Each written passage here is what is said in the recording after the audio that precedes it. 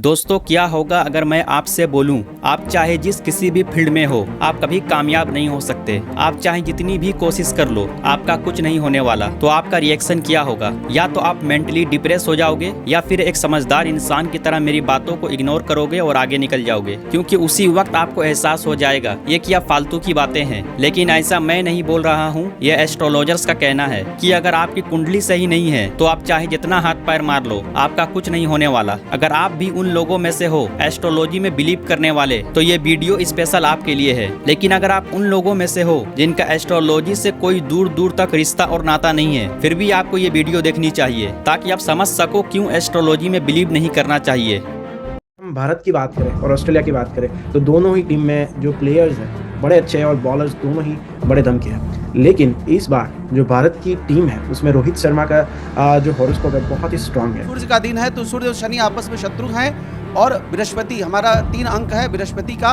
तो बृहस्पति और सूर्य आपस में मित्र है, इसलिए हम 100% दावे के साथ कह सकते हैं कि हमारा भारत का विजय प्राप्त होगा। We have a strong doubt whether if they will reach the semis also. They will play well. However, 1 or 2 important matches they will falter and they may not meet the expectations of their fans.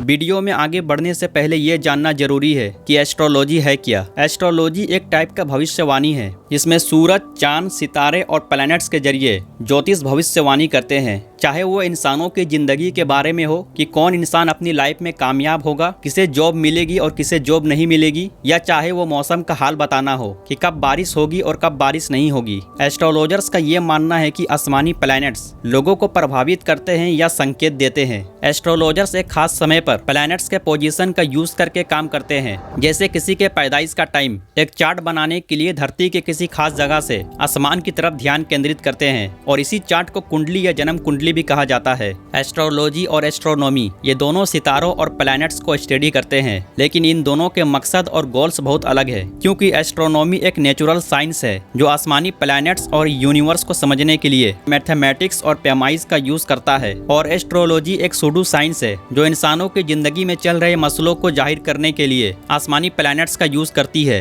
Astrology का science की दुनिया में कोई जगह नहीं है, क्योंकि astrology के पास इसका कोई जवाब नहीं है कि कैसे प्लैनेट्स और यूनिवर्स के पोजीशन और मूवमेंट्स इंसानों की जिंदगी के बारे में बता सकता है। इसी तरह साइंस अपने एविडेंस को सपोर्ट या रिजेक्ट करने के लिए ऑब्जर्वेशन, पैमाइज और तजुर्बा का यूज करती है, जबकि एस्ट्रोलॉजी के पास अपने भविष्यवाणी को सपोर्ट करने के लिए कोई बैकअप डेटा नहीं है। जब रिसर्चर्स ने एस्ट्रोलॉजी के प्रिडिक्शन को रिसर्च किया कि किस बुनियाद पे ये लोग इतना सही बताते हैं कि आपकी जिंदगी में क्या क्या होने वाला है, तो पता चला यहाँ लोगों को सिर्फ बेवकूफ बनाया जाता है, क्योंकि रिसर्चर्स ने पाया कि एस्ट्रोलॉजर्स सिर्फ अंदाजे की बुनियाद पे गेस कर बताते हैं कि आपकी जिंदगी में क्या सही होने वाला है और क्या गलत होने वाला है। अब खुद ही सोच कर देखो, आपके लाइफ के बारे में सिर्फ अंदाजे के बुनियाद पर बोला जा रहा है कि आपको जॉब मिलेगी या नहीं, आप कब शादी करोगे तो आपकी लाइफ अच्छी से गुजरेगी। मतलब ये सारा कुछ सिर्फ अंदाजे के बुनियाद पर बताया जा रहा है, और इसमें सिर्फ अनपढ़ लोग ही नहीं बल्कि पढ़े लिखे लोग भी शामिल है। इमेजिन कर देखो, एक आदमी आता है आपके पास और आपका हाथ देख कर बोलता है आपकी कुंडली में सिर्फ परेशानियां ही परेशानियां है, आप चाहे जॉब कर लो, आप लाइफ में कभी कामयाब नहीं हो सकते हो, और आप उस पर यकीन कर लो कि हाँ सच में मैं कामयाब नहीं हो सकता हूँ। कोई मतलब है इस बात का? इसी तरह ज्योतिष अगर आपकी कुंडली देखकर ये बोले कि एक बार आपको अपनी जिंदगी में सारी नेगेटिव चीजों को निकालकर पॉजिटिव चीजों को ऐड करने का मौका मिलेगा, लेकिन अगर आप उनसे ये पूछोगे कि किस तरह की चेंजेस कब, कहां और कैसे की जाए, तो नहीं बता सकेंगे। और ये कोई नई कला नहीं है, ये सदियों से चली आ रही है। पहले के टाइम पे लोग इतना पढ़े लिखे नहीं होते थे तो ज्योतिष इन्हें आसानी से बेवकूफ बना ले जाते थे, लेकिन आज जबकि दुनिया इतनी तरक्की कर चुकी है, साइंस इतना आगे बढ़ चुका है और पढ़े लिखे लोग इन सब चीजों में पढ़ रहे हैं और विश्वास कर रहे हैं। मार्केट में एक नया ऐप आया है, आपको तो मालूम ही होगा, मैं नाम नहीं लूंगा वरना कोई कॉपीराइट दे दिया जाएगा। लोग वहां जाकर अपनी जिंदगी के बारे में पूछते हैं, मतलब लोगों के जेब से पैसा कैसे निकालना है, इसमें कोई कसर नहीं छोड़ी जाएगी। इस चीज से एक इंसान के जिंदगी में कितना नेगेटिव इम्पैक्ट पड़ता है आप खुद सोच कर देखो। अगर कोई इंसान अपनी जिंदगी में परेशान है गरीबी के कारण, वो मेहनत कर इस गरीबी से निकलना चाहता है,